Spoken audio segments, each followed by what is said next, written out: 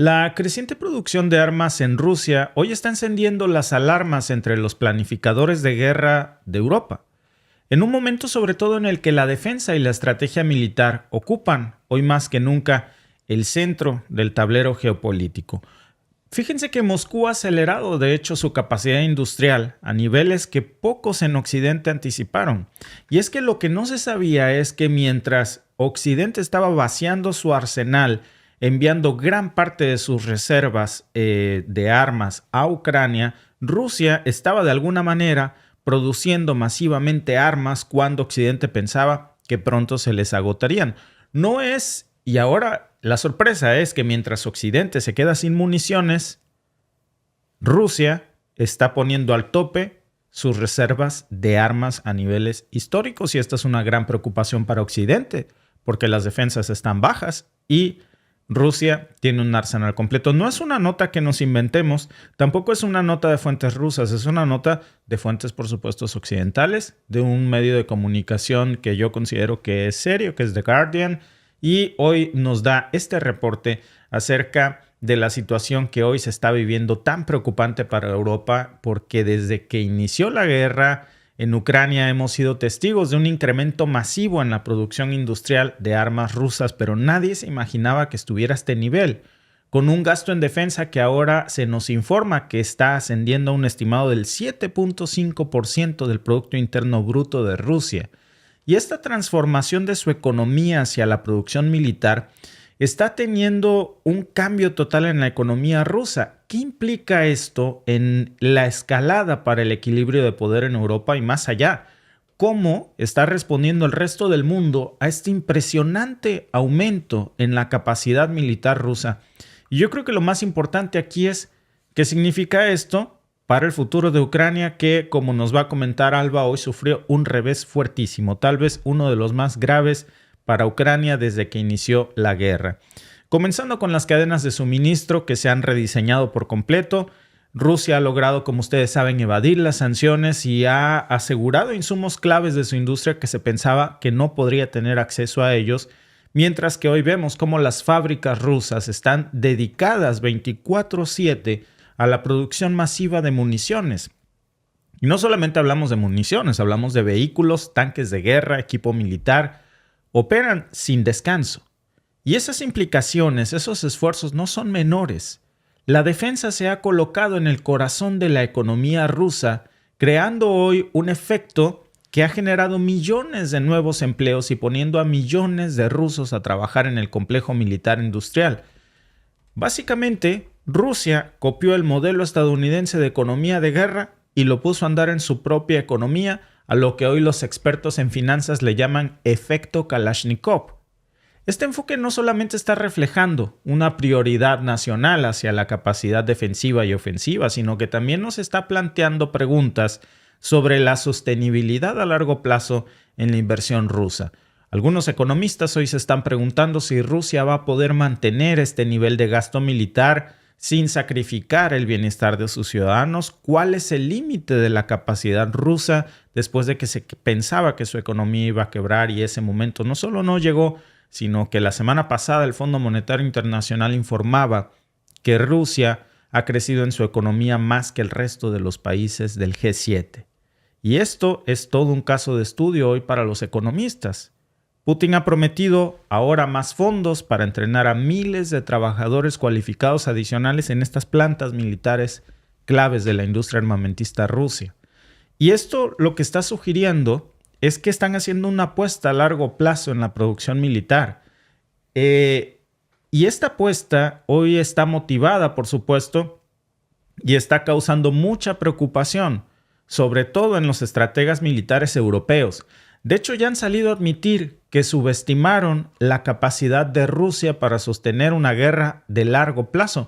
Vayan y chequen este artículo de The Guardian porque de verdad que no tiene desperdicio, sobre todo en esta parte en donde citan varias declaraciones de expertos militares en Europa que dicen subestimamos la capacidad del Kremlin para sostener una guerra de larga duración, una producción de artillería que hoy es la clave en la guerra convencional y se ha incrementado, dice, significativamente con estimaciones de producción que van desde los 2.5 millones hasta los 5 millones de unidades anuales. Son cifras realmente increíbles.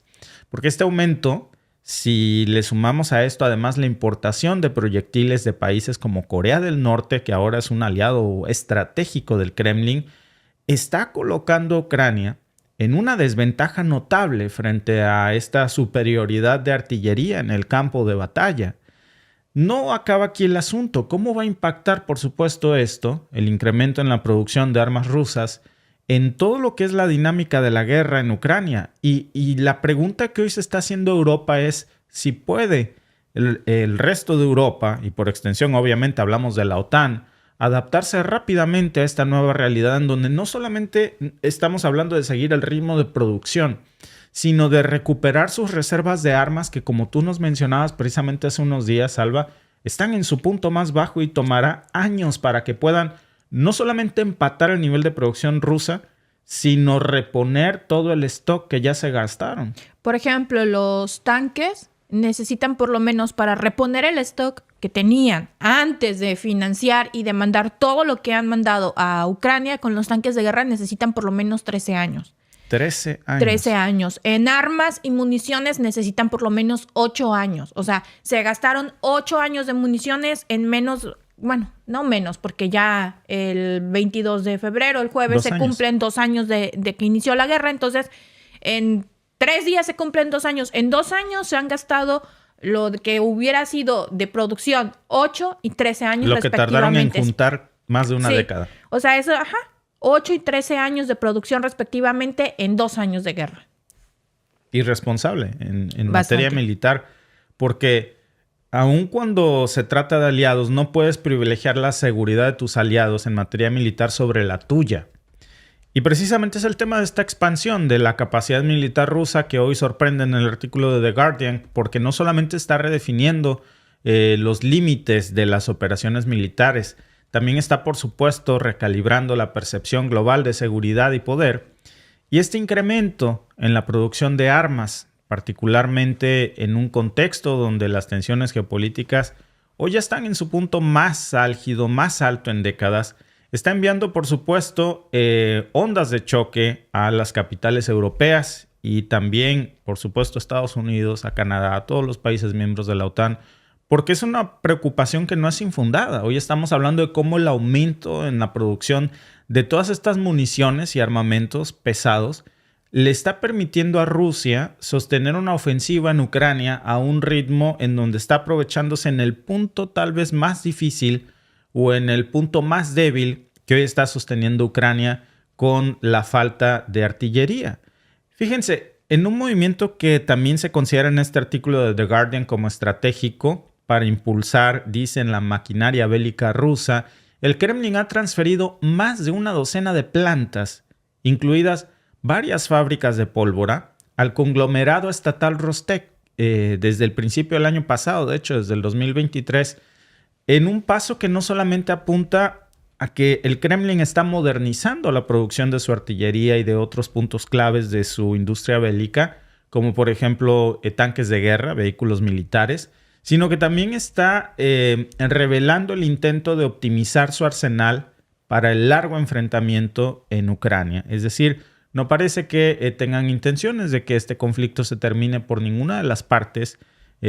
Cuando vemos cómo esta planta de pólvora de Kazán, que es una de las más grandes que tiene Rusia, se convirtió en el epicentro de una contratación masiva de gente que catapultó la economía rusa de la región a salarios mensuales promedio que se reportan que eran usualmente, fíjense, el ciudadano promedio ruso en esta zona, antes de la guerra en Ucrania, ganaba 25,000 rublos. ¿Saben cuánto ganan ahora? 90,000 rublos. 90,000. Estamos hablando, Alba, de casi 4 veces. 10,000 rublos les faltaron para que fueran 4 veces. Que las familias rusas de esta región han visto el incremento de 4 veces sus ingresos por la economía de guerra. Copiaron el modelo estadounidense. Pero de una manera acelerada. Claro. Pues lo comentábamos esta mañana, ¿no? Que le dicen la economía Kalashnikov o efecto Kalashnikov. Sí, claro, porque imagínate, una familia que antes ganaba 25,000 rublos, ahora están ganando 90,000. Por supuesto que su poder adquisitivo aumentó muchísimo. Se fue al cielo. Se fue al cielo. Por eso veía yo mucha gente. Hay varios amigos latinos, por supuesto, porque no hablo ruso, no lo sé leer, ¿verdad? Que están viviendo en Rusia, y muchos decían, es que están pintando en el exterior a Rusia como algo que no está, como un panorama que no está, y siempre es interesante conocer la perspectiva de alguien que está viviendo dentro y pues que habla español para poder entender, ¿cierto? Entonces me escribía una persona que está viviendo en Rusia y me decía, es que la canasta básica está muy barata, porque la gente y todo el mundo está viviendo mejor, la gente está ampliando sus casas, están comprando más cosas. O sea, la economía rusa no se ha parado, al contrario, ha crecido. Y ahí está la respuesta. Imagínate, una familia con 25,000 rublos ahora tiene el poder adquisitivo de 90,000. Por supuesto que va a tener una mejor calidad de vida, por supuesto que va a mejorar su vida en cuanto a todo su entorno. Va a tener más dinero para comprar y eso a su vez pues va a mover la economía. Si no hay dinero, ¿cómo mueves la economía? No, y entonces tiene toda la lógica del mundo cuando vemos esta corrección del Fondo Monetario Internacional que dice el Producto Interno Bruto de Rusia. Claro, ha crecido mucho más que el de países miembros del G7. Y lo vemos en este enorme incremento. El 70% fue el incremento que tuvo Rusia en su gasto de defensa. Por primera vez, de hecho, supera el gasto social desde los tiempos de la Unión Soviética en la Guerra Fría. Y esto pues plantea problemas... Plantea, por supuesto, beneficios muy grandes para la economía rusa, pero también problemas muy serios, porque hoy Rusia también puede ser que se encuentre en una encrucijada de financiar la guerra, de mantener el gasto social, de evitar la inflación para que no se le salga de control al mismo tiempo. Y esto, por supuesto, que es un gran reto, sobre todo por los altos precios del petróleo, que le están definitivamente ofreciendo un respiro muy grande a Rusia en su economía, aunado con esta maquinaria de guerra que promete transformar la economía rusa desde adentro, incrementando, por supuesto, su inversión en el gasto militar y cambiando por completo el escenario de la guerra. Son asombrosas las cifras que nos trae este artículo de The Guardian, porque dicen, fíjense, las pérdidas estimadas, 3,000 vehículos blindados en el último año, cerca de 8,800 desde que inició la guerra. Rusia hoy se está enfrentando al desafío de reponer su arsenal y lejos de que se estén quedando sin balas, sin municiones, han recurrido a esta reactivación masiva de su hardware militar que estaba obsoleto, a su reposición de vehículos blindados militares que perdieron en la guerra, y lo están haciendo de una manera pues que simplemente el resto de Occidente no se esperaba, y hoy veremos cómo esto, Alba, está desafiando, según este artículo de The Guardian, las normas de la guerra y está cambiando, por supuesto, el escenario en Ucrania.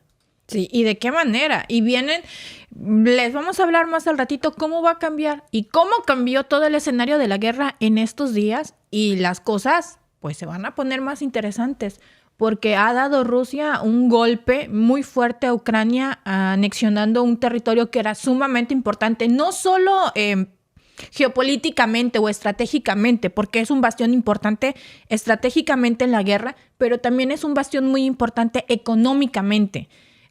Ucrania había estado bombardeando instalaciones de gas y de petróleo de Rusia. Bueno, pues Rusia tomó una parte que es muy importante en la manufactura ucraniana. Sí, y digo, nada de qué alegrarse porque el nivel de devastación no quedó nada. O sea, una ciudad entera enorme reducida a escombros. Muchísimas víctimas. Muchas víctimas, muchísimos desplazados, todas las familias que vivían ahí en un punto y que hoy no es más que escombro puro. Gracias por vernos. Si te ha gustado este clip, síguenos en vivo para ver nuestro programa completo de lunes a viernes en nuestros canales de YouTube y Facebook. Suscríbete, comparte con tus amigos y déjanos tus comentarios. Te esperamos en vivo.